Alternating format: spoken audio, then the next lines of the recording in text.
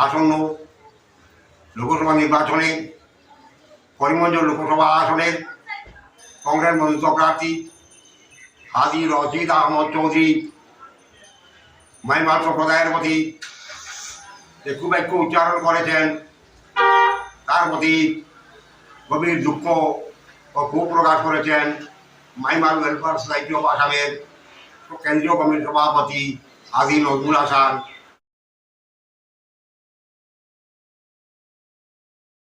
ও মাইমাল humanitarian অ্যাসোসিয়েটিভের সভাপতি doctor ওহিউদ্দিন Ahmed. সম্প্রতি তিনি এক সভায় বলেছেন, মাইমাল সমাজের মানুষ দালাল, দুষ্কৃতি এবং অপরাধী, যা অত্যন্ত নিন্দনীয় ও ঘৃণাযোগ্য। প্রত্যেক মানুষ গণতন্ত্রকামী ভারতবর্ষে ভোট দেওয়ার অধিকার রয়েছে। আজকে মাইমাল সমাজ এভাবে একটা অংশ বিজেপিকে সমর্থন করেছেন, তা কোনো অপরাধ নয়। আমি রশিদ আহমদ চৌধুরী মাইমাল জাতিকে বিজেপিকে সমর্থন করায় তিনি ক্ষোভ প্রকাশ করে যে গালিগালাজ করেছেন তা অত্যন্ত নিন্দনীয় এবং ধিক্কারজনক। আমরা উভয়ে আমি রশিদ আহমদ চৌধুরীকে উনার মন্তব্য প্রকাশ্যে ক্ষমা চেয়ে নেওয়ার জন্য আমরা অনুরোধ করছি। অন্যথায় আমি রশিদ আহমদ চৌধুরীর বিরুদ্ধে আমরা আগামী 2026 সালের আসাম নির্বাচনে আমরা এখন থেকে তার বিরুদ্ধে ব্যবস্থা নিতে আরম্ভ করে দেব। আমি রশিদ আহমদ চৌধুরী একজন বিজ্ঞ, একজন আইনজ্ঞ।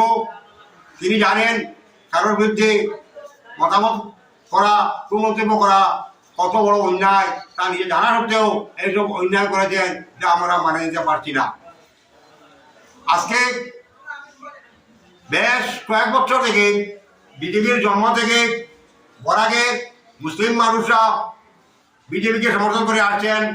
আজকে বরাগে যতটি জেলা কমিটির মাইনরিটি মোর্চা জেলা কমিটি রয়েছে, প্রত্যেক কমিটি রয়েছেন মুসলিম ভোটাররা, ব্লক কমিটিগুলোতে রয়েছেন মুসলিম ভোটাররা, মন্ডল কমিটিগুলি রয়েছেন মুসলিম ভোটাররা।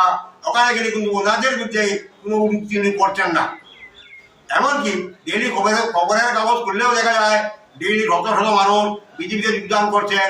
ওনাদের বিরুদ্ধে উনি কোনো মন্তব্য না করে মাইমালরা বিজেপিকে সমর্থন করায় যে কুরুতি করেছেন তার তীব্র ধিক্কার ও নিন্দা জানাইতেছি। সম্প্রতি মুসলিম অধ্যুষিত কিছু এলাকায় মাইমার মানুষের উপর যে টর্চারিং শুরু হয়েছে তা মানে নেওয়া যায় না। তা যেই আমরা বৃহত্তর আকার ধারণ করে আমরা রশিদ আহমদ চৌধুরী সাহেবকে দায়ী করবো বলে আমরা স্থির করে নিয়েছি। উপস্থিত সবাইকে আমার পরপক্ষ হইতে অশেষ ধন্যবাদ। আর সকল ভারতবাসীকে আগামী 26 এপ্রিল হইতে আরম্ভ ভোটে নিজেদের ভোট প্রয়োগ করার জন্য আমি সকলের প্রতি আহ্বান জানিয়ে আমার বক্তব্য এখানে আমি শেষ করলাম। ধন্যবাদ।